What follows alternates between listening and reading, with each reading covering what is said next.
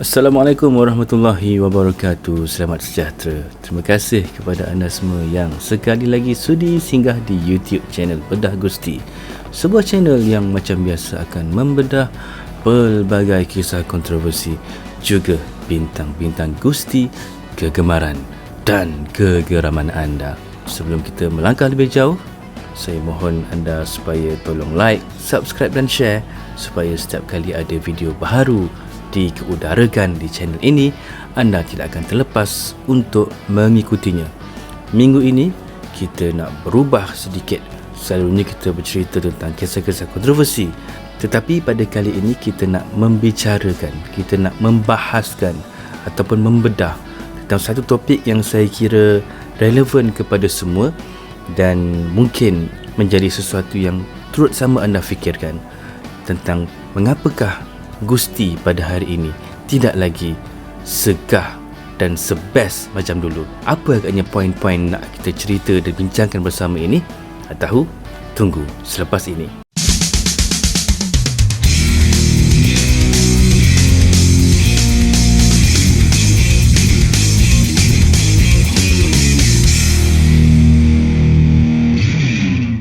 Bagi kita peminat Gusti, menonton Gusti merupakan sesuatu habit ataupun hobi yang kita lakukan mungkin sejak kecil sehinggalah sekarang. Orang kata dari kecil dah menonton, walaupun dah semakin dewasa ini, kalau tidak menonton Gusti itu macam ada sesuatu yang tidak kena dalam kehidupan kita. Tetapi tidak dapat kita nafikan, dari sehari ke sehari, dari semasa ke semasa, rasa keterujaan dan keseronokan menonton Gusti itu semakin berkurang dari hari ke hari. Tidak lagi sama rasa keterujaan macam menonton Gusti mungkin ketika 20 tahun dulu, 10 tahun dulu. Jadi apakah sebenarnya faktor-faktor yang menyumbang kepada perkara ini? Ia sebenarnya satu perkara yang subjektif, mungkin berbeza kepada setiap individu. Tetapi dalam edisi Bedah Gusti pada kali ini, mungkin saya akan rangkumkan atau rumuskan beberapa poin yang mungkin kena satu atau dua kepada kita, yang mungkin anda juga turut sama menghadapi permasalahan yang sama, sehingga menyebabkan Gusti itu tidak lagi seronok ditonton seperti mana satu ketika dahulu. Perkara pertama yang saya rasakan menjadi faktor utama kepada berkurangnya rasa keterujaan itu adalah internet. Di mana internet ini memang merupakan sesuatu yang menjadi medium pembunuh kepada keterujaan menonton Gusti itu. Satunya kerana ialah kita hidup dalam zaman teknologi maklumat, segala informasi di hujung jari. Jadi setiap kali berlakunya sesuatu acara dan sebagainya, mungkin internet itu kalau tidak kena dengan gayanya akan menyebabkan kill the joy ataupun menjadi sesuatu yang akan membuatkan potong steam kepada kita, ialah dengan spoilernya di media-media sosial. Bukan sekadar media sosial lah, kadang-kadang melalui WhatsApp, melalui SMS dan sebagainya. Ada orang tag ke IG. Jadi perkara-perkara ini yang menyebabkan kita kadang-kadang dah cuba sedaya upaya nak menahan diri daripada melihat segala spoiler ini, tapi kadang ada kawan-kawan yang baik hati memberikan info kepada kita. Tiba-tiba telefon berbunyi, notification masuk, orang ini menang pada hari ini, dia jadi juara baharu dan sebagainya. Jadi perkara-perkara ini secara tidak langsung akan menyebabkan kita rasa, aduh, dah tak ada makna lagi nak tonton Gusti, kerana apa yang kita rasa nak simpan itu tak dapat nak disimpan kerana dah tertiris, dah terbocor dengan maklumat-maklumat spoiler yang diberikan oleh kawan-kawan kita itu. Di samping spoiler juga, kadang-kadang juga internet itu telah memberikan kita sesuatu yang lebih daripada apa yang kita perlukan. Contohnya dari segi maklumat, dari segi cerita-cerita belakang tabir dan sebagainya, benda-benda yang boleh membunuh kayfabe. Semua itu menjadi penyumbang kepada mengapakah Gusti itu tidak lagi satu medium yang menjadi satu kerahsiaan yang ketat dan juga terpelihara. Semuanya dah dibongkarkan di internet. Jadi kepada kita yang mungkin pada hari ini menonton, kata Gusti dah tak best macam dulu, mungkin kerana pada zaman dahulu ketika kita menonton itu, kita melihat dalam satu suasana yang terhindar dari segala maklumat kiri dan kanan. Kita menonton walaupun dah lewat 3-4 minggu ataupun mungkin 1-2 bulan, ia masih seronok untuk ditonton kerana kita tidak tahu apa yang berlaku. Kita tidak tahu keputusan perlawanan ataupun apa yang bakal berlangsung di acara tersebut. Kadang-kadang match card pun kita tak tahu dalam satu-satu event itu, tapi ia tetap seronok untuk ditonton. Sampaikan saya masa kecil dulu, bila saya menonton Gusti, contohnya orang tua saya sewa tape dan sebagainya, bila kita tengok seorang ahli Gusti tu keluar, kita rasa berdebar, dia nak lawan siapa kan? Kerana waktu itu kita pun tak berapa pandai lagi bahasa Inggeris, jadi tak berapa faham lagi lah apa yang pasukan pengulas itu bicarakan. Jadi ia menimbulkan keterujaan di situlah. Nak lawan orang ni, nak lawan orang tu, boleh ke dia lawan ni? Contoh macam acara SummerSlam tahun 94 kot dulu, ketika mana Jeff Jarrett menentang Mabel, Tatanka menentang Yokozuna. Jadi semua ini itu menimbulkan rasa kejutan kepada kita. Itulah yang menyebabkan kita semakin seronok untuk menonton.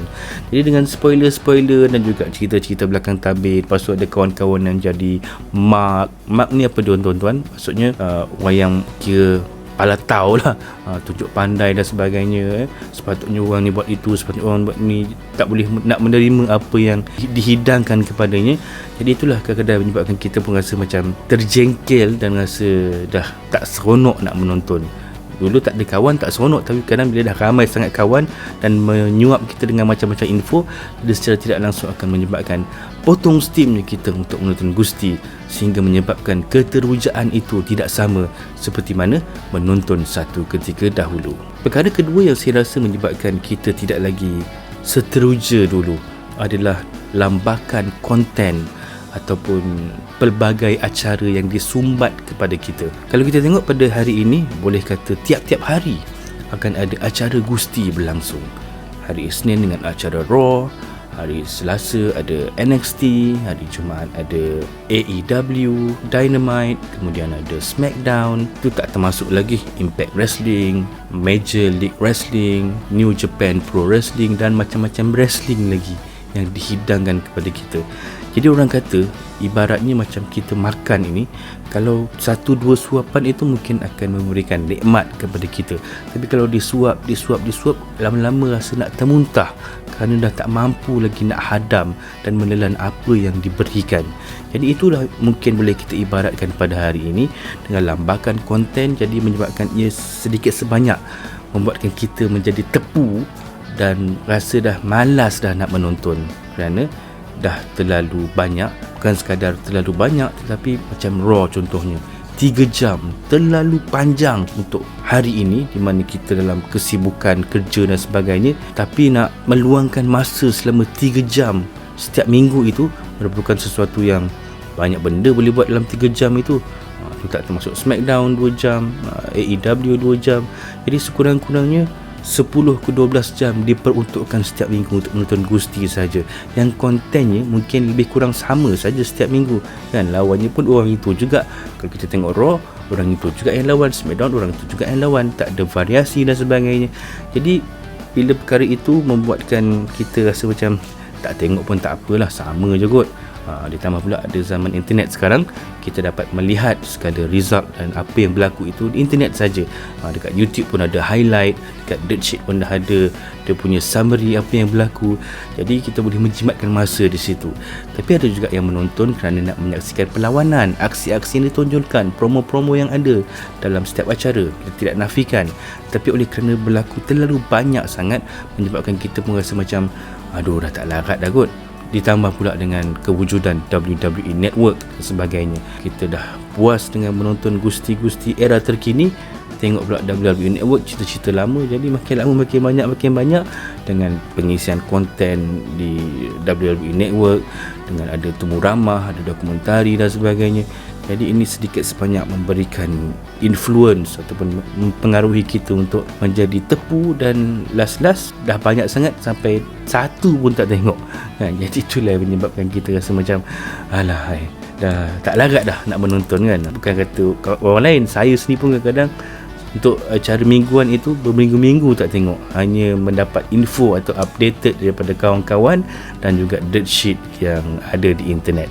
Macam saya katakan tadi, Raw bersiaran 3 jam. Sepatutnya WWE perlu memikirkanlah bahawa less is more sebenarnya. Kalau anda berikan sesuatu yang berkurang tetapi mendatangkan keterujaan dan eager untuk orang menunggu acara seterusnya, itu lebih baik lah. Contoh macam kita menonton Gusti 2 dekad dahulu contohnya, 2 jam itu tiba-tiba kita tengok dah habis, kita nak lagi. Tapi sekarang bila nak habis kan orang dah macam dah tak teruja sangat. Sepatutnya WWE tidak terlalu mengikut acuan yang dikendaki oleh network yang menyiarkan rancangan mereka, sebaliknya mengambil kira pandangan daripada para peminat. Dah lama dah sebenarnya WWE Universe menyuarakan agar WWE Raw itu dipendekkan kepada 2 jam seperti mana dulu, tapi mungkin kerana faktor periklanan dan sebagainya menyebabkan Vince McMahon terus ingat bahawa 3 jam itu adalah terbaik kepada para WWE Universe. Satu lagi perkara yang mungkin menyebabkan kita tidak lagi begitu fokus menonton Gusti pada hari ini adalah distraction ataupun gangguan-gangguan daripada sisi lain. Faktor terbesar adalah kita punya telefon bimbit ni. Bila kita buka wrestling, semasa orang berlawan dan sebagainya, mata kita bukannya di TV, sebaliknya di skrin telefon. Jadi apabila kita distracted, tengok Facebook, tengok Twitter, tengok IG semasa sedang menonton, dia tak salah, ia merupakan satu yang kita sebagai selingan kan, tapi kadang-kadang benda itu akan menyebabkan keterujaan dan juga fokus kita kepada apa yang dipersembahkan di TV itu tidak lagi menjadi keutamaan kita. Dan kita pun bila dah galit sangat menonton apa yang ada di telefon berbanding di TV itu, jadi secara tidak langsung dari minggu ke minggu akan menyebabkan rasa seronok kita menonton itu kurang, kerana kita hanya mengerling sahaja apa yang ada di skrin TV dan tidak fokus. Jadinya ia sedikit sebanyak akan memberikan satu suasana bahawa tak payah tengok pun tak apalah sebenarnya kan, pasal telefon itu lebih menjadi keutamaan kita. Jadi pada saya, kalau kita nak menonton itu, saya pun selalu kalau tengok Gusti, saya buka phone kan. Kadang-kadang kita nak tengok apa ulasan-ulasan daripada kawan-kawan dan sebagainya. Tapi kadang-kadang bila phone itu dah melebihi, makanya itulah yang menyebabkan diri kita sendiri akan rasa tak seronok untuk menonton Gusti seperti mana zaman-zaman kita kecil dan remaja dulu. Pada hari ini, WWE semenjak tahun 2010 dan ke atas lah, pasca Ruthless Aggression, mereka tidak dapat menafikan melahirkan banyak acara-acara bayar dan tonton pay-per-view yang hebat-hebat, setahun kadang-kadang sampai 14 kali. Bukan sekadar program bulanan, kadang-kadang ada juga acara-acara PPV eksklusif, contohnya di Australia, di UK, di Arab Saudi dan sebagainya. Jadi PPV ini memang sesuatu yang kita nanti-nantikan lah. Even saya pun, walaupun selalu ponteng menonton acara mingguan, tetapi PPV seboleh-bolehnya tidak akan saya miss, dan di situlah sebenarnya rangkuman dan kemuncak kepada segala storyline yang telah dihidangkan berminggu-minggu kepada kita. Yang menjadi masalahnya adalah PPV di era network ini tidak menampakkan sebarang unsur eksklusif. Kalau dulu kita menonton zaman Attitude Era dahulu, setiap PPV akan ada desainnya tersendiri, dia punya setup stage yang tersendiri, berbeza-beza. WrestleMania memang gah lah kan, kita tahu. Even yang acara-acara bulanan itu pun Unforgiven-nya lain, Backlash-nya dengan cangkuk tajam dan sebagainya itu, King of the Ring siap ada kerusi tahta raja tu, macam-macam. Jadi itu menimbulkan keterujaan kepada kita para penonton untuk melihat bagaimanakah setup untuk acara-acara tersebut. Berbanding pada hari ini, WWE macam malas sedikit dari segi penyediaan prop, pentas dan sebagainya, menggunakan set yang sama. Tak ada beza pay-per-view dan juga acara mingguan. Kalau tengok acara Raw, SmackDown, itu jugalah yang ditonjolkan di acara pay-per-view. Jadi dah tak ada nilai eksklusif kepada pay-per-view yang kita tonton. Nasib baiklah pada zaman yang terkini ini dah ada balik bunga api ataupun pyro. Kalau kita tengok tahun 2016 dulu, beberapa tahun sampai 2018, punyalah WWE nak berjimat sampai pyro di pay-per-view pun dah tak ada. Hanya ada WrestleMania je kan. Jadi itu yang menyebabkan kita rasa aduh, dah tak berapa feeling lah nak tengok Gusti. Dulu kalau buka Raw je pun pom pom pom pom pom pom pom pom pom, dah SmackDown pom pom pom pom pom pom pom, dia punya bunga api kan. Sekarang ketika zaman yang terkini ni, alahai, sedih, sebaiklah ada AEW memberikan sedikit saingan kepada WWE. Kalau tidak, WWE akan terus selesa. Tak apa, kita punya universe tak kisah pun bunga-bunga api ni. Padahal itulah antara key point yang menyebabkan rasa terujanya kita kepada sesuatu acara itu. Jadi tiadanya nilai eksklusif dalam acara-acara pay-per-view inilah yang menyebabkan kita rasa macam sama je lah pay-per-view dengan Raw dan SmackDown. Itulah masalahnya. Dan antara perkara yang menyebabkan kita tidak lagi seteruja dulu adalah star power pada penggusti pada hari ini berbanding zaman-zaman Attitude Era dan sebagainya dulu. Kalau dulu kita menonton kerana apa? Kerana star power yang ada dalam setiap roster WWE itu tak dapat kita nafikan. Dengan Stone Cold Steve Austin, dengan The Rock, Mankind, Triple H, semuanya ada jenama dan juga karisma masing-masing.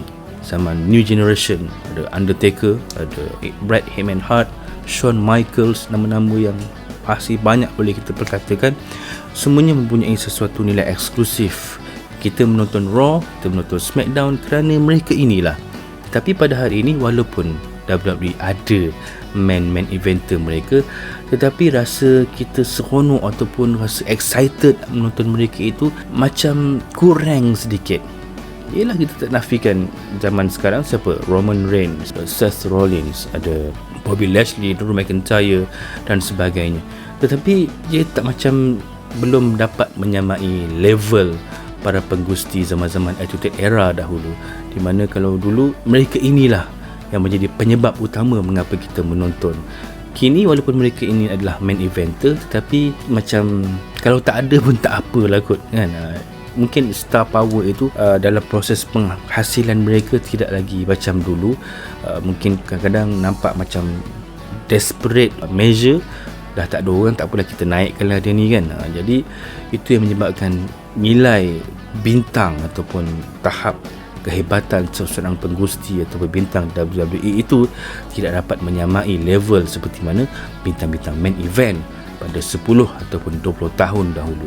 Selain star power, storyline juga mengambil tempat yang penting dalam membuatkan kita semakin teruja untuk menonton. Kalau zaman Attitude Era dahulu ataupun Ruthless Aggression, kita memang rasa nak tahu apa yang akan berlaku di episod seterusnya. Contohnya ketika Ruthless Aggression, sewaktu DX sedang berkonfrontasi dengan Shane dan juga Vince McMahon, kita tengok pada asalnya Triple H dan Shawn Michaels asyik kena bully kan, sabotage dan sebagainya oleh Vince McMahon. Akhirnya mereka mengambil keputusan untuk bersatu kembali dan berganding bahu untuk nak counter balik segala mehnah dan tribulasi serta segala perkara-perkara keji yang dilakukan oleh anak beranak McMahon itu kepada mereka. Mereka bangkit semula. Selepas itu Vince pun melantik geng Spirit Squad dan sebagainya. Jadi kita nampak bagaimana ada usaha untuk comeback dan melawan itu. Ibarat macam menonton cerita Hindustan lah, bagaimana geng baik nak melawan dengan geng jahat. Jadi kita rasa teruja dengan apa yang berlaku. Itu sekadar satu contoh storyline yang boleh saya highlight lah. Banyak lagi storyline yang best, macam storyline Stone Cold Steve Austin dengan Vince McMahon dulu kan, dengan Triple H yang bermaharajalela dengan kejahatannya dan macam-macam lagi. Tapi pada hari ini storyline yang diberikan itu agak longgar dari segi penceritaannya, dari segi deliverynya cerita itu. Jadi kita tak rasa teruja pun dan rasa macam ibarat angin lalu sahaja. Contoh macam storyline yang terkini ini menyaksikan Dominic cuba nak menjadi setara seperti bapanya, dibuli oleh Seth Rollins dan sebagainya. Kemudian anak Mysterio Alia ada affair dengan Murphy. Ya, okey, tapi tak sama rasa teruja itu macam kita menonton.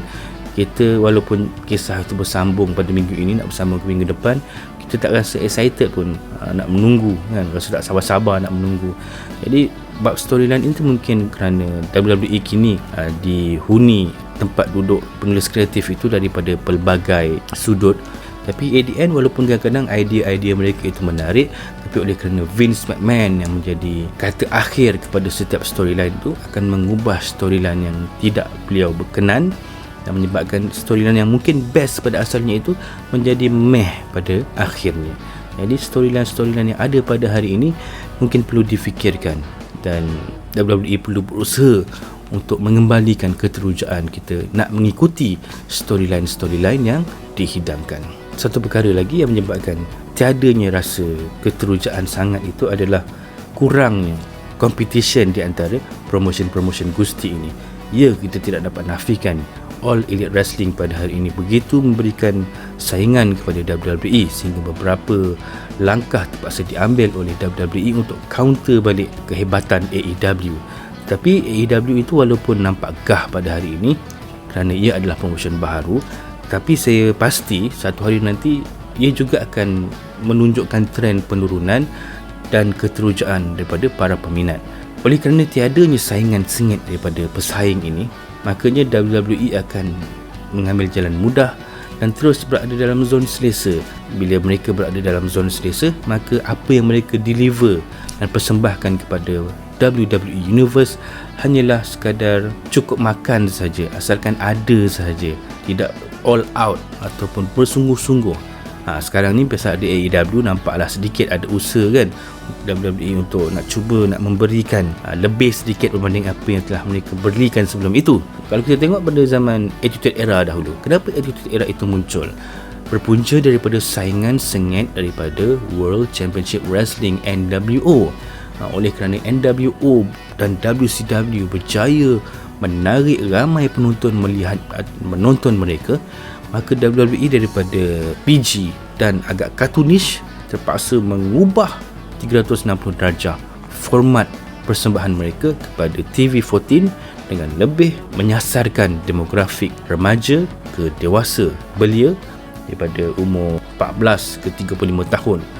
Kerana itulah kita dapat saksikan dengan banyak adegan-adegan seksi, ganas, berdarah sana berdarah sini, dan ia ternyata satu formula yang tepat kerana berjaya menarik ramai peminat dan membawa masuk kembali, menarik kembali penonton-penonton yang sebelum itu dah menonton WCW untuk kembali menonton WWE.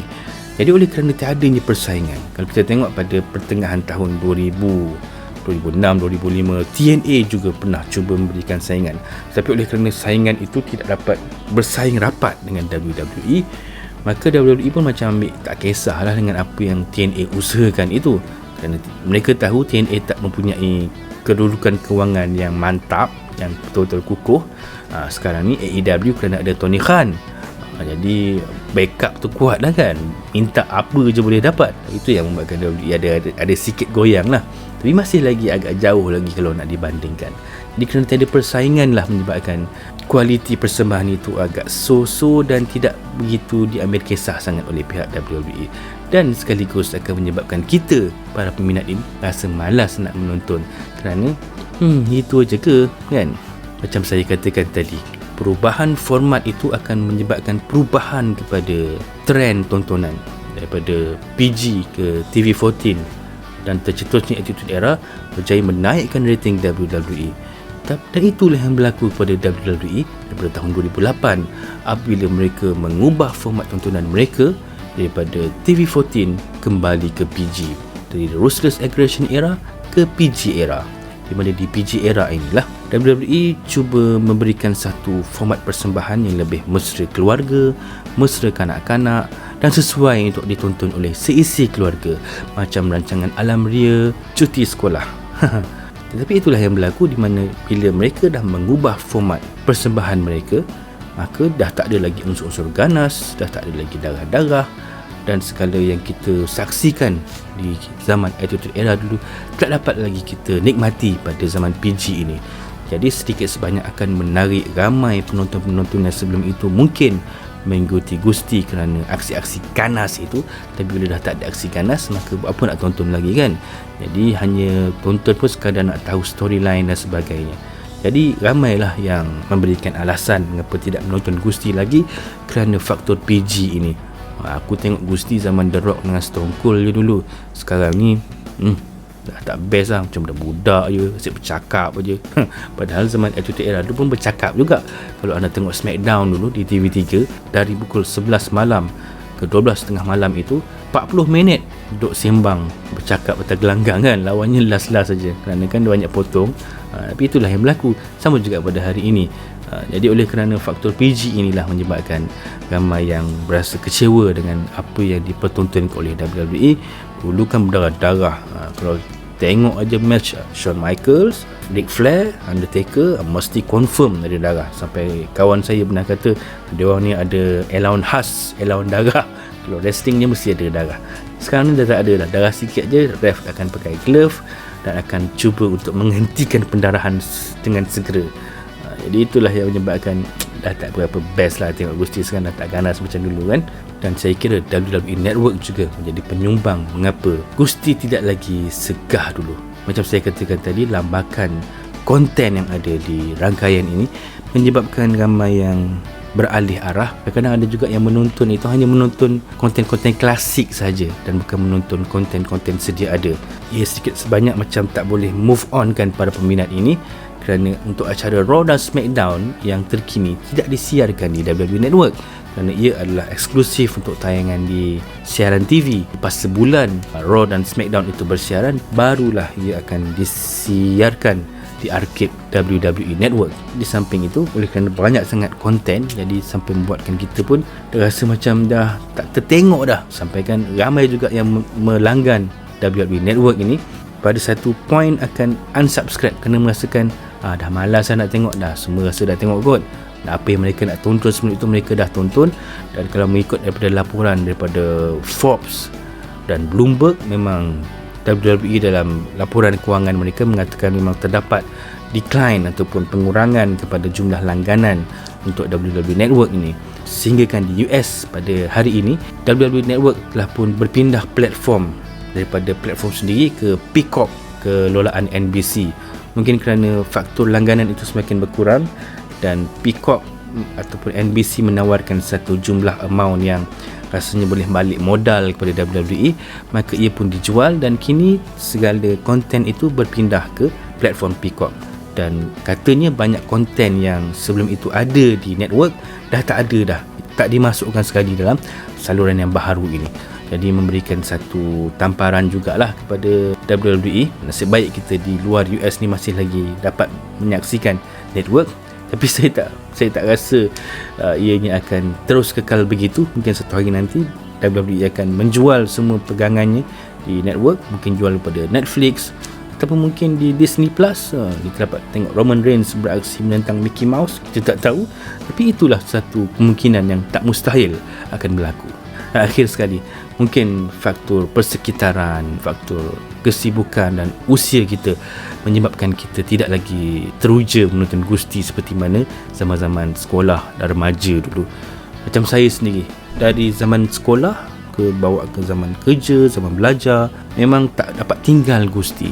Tapi apabila satu ketika, apabila saya dah bekerja selalu outstation, kerja offshore 2-3 bulan atas kapal di tengah laut, tak dapat tengok Gusti. Jadi ia telah memberikan satu kesan kepada saya. Bila rasa tak tengok Gusti pun tak apalah, tengok spoiler pun tak apalah, kerana dah tak dapat tengok kan. Jadi pasrah menyebabkan bila balik, rasa pasrah itu menyebabkan kita berasa malas dah nak menonton. Jadi itulah menyebabkan kita macam dah tak berapa teruja lagi, tak sama macam zaman-zaman sebelum itu. Sampai itu kawan-kawan pun macam tak supportive sangat. Mungkin untuk in term of community peminat Gusti di Malaysia, kita masih ada lagi ramai kawan yang masih menonton di peminat Gusti Malaysia contohnya, ramai juga kawan-kawan. Tapi bila rata-ratanya macam sama macam kita juga, dah tak berapa teruja menonton. Masing-masing kata, aku dah lama dah tak tengok Raw ni, aku berapa bulan dah tak tengok SmackDown, aku tengok pay-per-view je. Jadi bila ramai-ramai macam tu, jadi semua pun dah malas nak bercerita pasal Gusti. Dalam grup WhatsApp pun cerita pasal makan, cerita pasal movie lagi banyak daripada cerita pasal wrestling. Jadi dari situ kita dah dapat tahulah bahawa Gusti itu bukan lagi sesuatu yang prioriti dalam kehidupan masing-masing, mungkin atas faktor kesibukan dan sebagainya. Jadi saya rasa itulah yang menyebabkan beberapa sebab kita tidak lagi teruja menonton Gusti pada hari ini. Saya pasti masih ada anda di luar sana yang masih kekal rasa teruja itu. Jadi kalau masih ada, saya rasa anda mesti teruskan momentum itu, kerana sekali anda dah terkeluar daripada landasan, nak masuk balik, nak dapatkan tune balik itu memang agak sukar. Kepada anda semua yang mungkin ada lagi pendapat dan juga idea mengapakah kita rasa teruja ni semakin berkurang, mungkin boleh tinggalkan di ruangan komen pendapat anda. Dan mungkin anda boleh kongsikan bagaimanakah cara untuk anda mengekalkan momentum itu untuk sentiasa mengikuti program-program Gusti itu, tidak kira WWE, AEW, Jepun dan sebagainya. Anda sentiasa rasa teruja dan ingin terus menonton dan tak mahu meninggalkan Gusti ini. Biarlah kawan-kawan kata, aku zaman Stone Cold aku tengok dah, sekarang dah tak tengok dah. Kita teruskan dengan kita punya minat dan pastikan kita akan terus berada di dalam kenderaan yang membawa kita dalam perjalanan menonton Gusti itu sampai bila-bila. Baik, saya rasa itu saja perbincangan, perdebatan, pembedahan kita pada minggu ini. Semoga kita akan terus kekal, istiqamah dan konsisten menonton Gusti sampai bila-bila, walaupun dah tak sehebat dan seteruja macam zaman-zaman muda remaja dulu. Terima kasih kepada anda semua yang menonton. Jangan lupa like, subscribe dan share. Jumpa lagi. Assalamualaikum warahmatullahi.